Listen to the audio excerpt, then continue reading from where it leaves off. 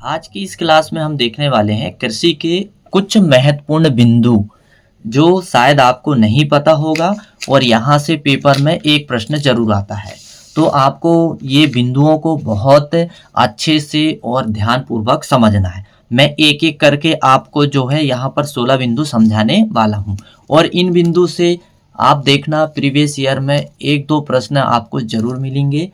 नमस्कार दोस्तों, मैं सचिन राय और आपके अपने YouTube channel PAT with Sachin में एक बार फिर से स्वागत है। तो चलिए हम कृषि के महत्वपूर्ण बिंदु को एक एक करके समझने वाले हैं। हमारे सामने एक ये तालिका है जिसमें एक साइड आपको सीरियल नंबर है, जिसमें क्या दिया है, पार्टिकुलर्स दिया है, और दूसरा साइड क्या दिया है, स्पेसिफिकेशन।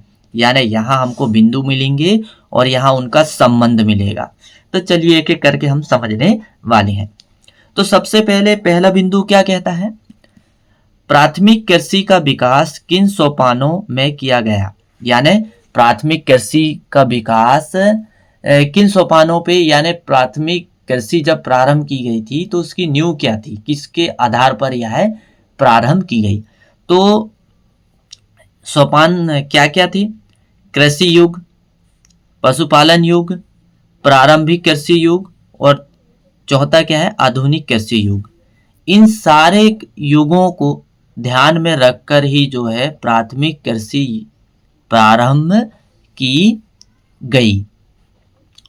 अब दूसरा क्या दिया है, देश में बौनी किस्मों का जन्म हुआ। यानी सर्वप्रथम देश में बौनी किस्मों का प्रारंभ किसने किया था।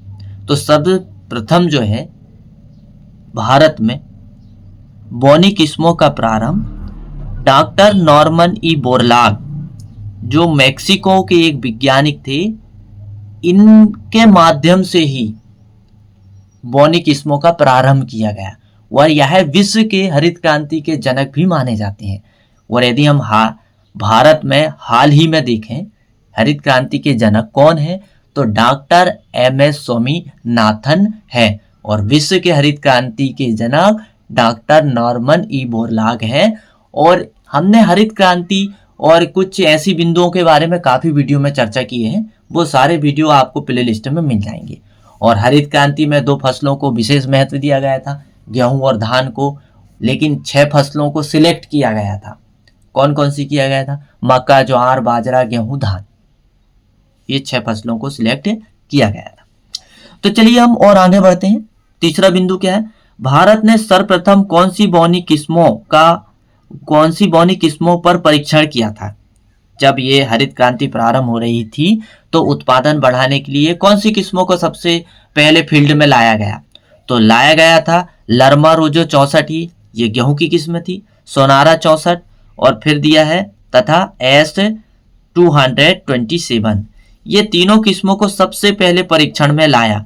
लेकिन जैसे इनको परीक्षण लाने के बाद देखा गया कि उत्पादन बढ़िया दे रही है, इसके बाद और एक किस्म थी जो बहुत ही ज्यादा फेमस रही और हाई यील्ड प्रोडक्शन दी। कौन सी थी, HD2329, ये गेहूं की किस्म है और इसको अर्जुन के नाम से भी जाना जाता है। तो ये किस्म को जो है सबसे ज्यादा हरित क्रांति में उपयोग किया गया और इस किस्म से भी सबसे ज्यादा उत्पादन लिया गया। और आज हमारा देश जो है खाद्यान्न के ऊपर आत्मनिर्भर है, हमें दूसरे देश के ऊपर निर्भर रहने की आवश्यकता नहीं है, बल्कि हमारे देश से विदेशों में अनाज को निर्यात भी किया जाने लगा है। ये सब संभव कैसे हुआ, हरित क्रांति के बाद। हरित क्रांति में ये ऐसी किस्में लाई गई थी, लेकिन हरित क्रांति से पहले हमारे देश को आयात करने की आवश्यकता पड़ती थी, विदेशों से हमें अनाज को बुलवाना पड़ता था। लेकिन आज हम निर्भर हैं स्वयं पर और हम निर्यात कर रहे हैं। तो ये बहुत खुशी की बात है हमारे भारत के लिए और हमारे भारत के साइंटिस्टों के लिए, जिनका सतत प्रयास से आज ये सफलता हमको मिली है। तो चलिए हम आगे बढ़ते हैं और निश्चित ही आपको बहुत अच्छे से समझ में आता होगा और मेरा जो समझाने का तरीका भी आपको बहुत अच्छे से समझ में आता होगा। तो चलिए फिर क्या दिया है, 20वीं शताब्दी के पूर्वार्ध में कृषि उत्पाद की वृद्धि दर, मतलब 20वीं सदी से पहले कृषि में उत्पादन की वृद्धि दर कितनी थी? मात्र 0.25% थी, और आज बढ़कर आपको तो पता ही है कितनी हो गई है। फिर इसके बाद में हम देखेंगे भारत से सबसे अधिक निर्यात किया जाता है। तो भारत से सबसे अधिक जो है मसाले का निर्यात किया जाता है, और मसाले का हब कौन कहलाता है? कौन सा राज्य कहलाता है भारत का? मसाले का हब जो है भारत का केरल राज्य कहलाता है, और पूरा केरल जो है मसाले के उत्पादन में लगा हुआ है, और ये विदेशों को निर्यात तो करता ही है, साथ में पूरे भारत में मसाले की पूर्ति में सहयोग भी करता है। इसके बावजूद और एक और राज्य आता है राजस्थान, जो बीजीय मसाले में इसका स्थान बहुत अच्छा है। ये भी जो है बीज वाले मसाले जैसे कि धनिया है, और इसके बाद मेथी है, और भी बहुत सारे, जीरा है, सौंफ है, ये बीज वाले मसालों में भी राजस्थान का दूसरा स्थान आता है। और तबीजी अनुसंधान संस्थान भी है मसाले का राजस्थान में। तो निश्चित ही आपको बहुत अच्छे से समझ में आती होगी क्लास। तो चलिए हम आगे बढ़ते हैं। भारत में सबसे अधिक पशु संख्या है। तो भारत में सबसे अधिक पशुधन में देखें हम संख्या तो किसकी है? गाय की है।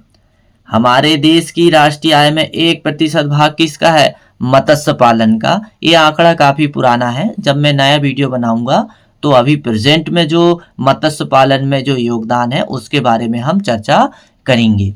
ये पॉइंट जो है बहुत पुराना है, अभी की जनगणना में थोड़ा सा अलग दिया हुआ है। चाय उत्पादन में प्रथम स्थान है। चाय उत्पादन में प्रथम स्थान कौन से देश का है? चीन का है। इसके बाद फिर किसका है? भारत का है। अब देखते हैं भारत के प्रमुख कृषि उद्योग हैं, यानी भारत का जो कृषि उद्योग में प्रथम स्थान तो है, लेकिन उसमें कौन कौन से कृषि उद्योग हैं? तो चीनी उद्योग, जूट उद्योग और सूती वस्त्र उद्योग, ये जो है भारत में कृषि की रीढ़ मानी जाती है। इनसे जो है काफ़ी अच्छा उत्पादन भी मिलता है और हमें विदेशी मुद्रा भी मिलती है, क्योंकि हम इन पदार्थों को निर्यात भी करते हैं। फिर इसके बाद में क्या दिया है? मनुष्य ने घर बनाकर किस युग में रहना प्रारंभ किया था? मनुष्य ने घर बनाकर किस युग में रहना प्रारंभ किया था?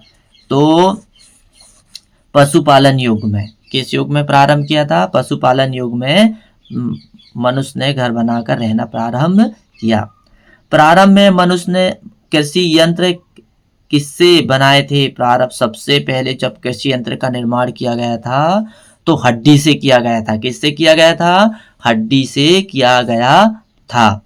फिर इसके बाद में पत्थर से, फिर कापर धातु से। तो ऐसे बढ़ते बढ़ते आज जो है मनुष्य जो है कृषि यंत्रों का सबसे ज्यादा उपयोग लोहा वाले कर रहा है।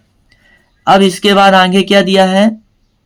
एक भूमि को छोड़कर दूसरी भूमि पर खेती करना।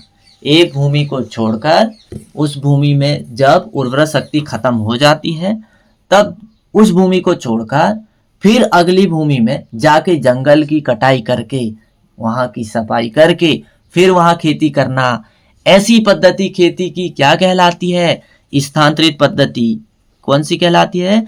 स्थानांतरित कृषि, या इसे शिफ्टिंग कल्चर या झूमिंग खेती के नाम से भी जाना जाता है।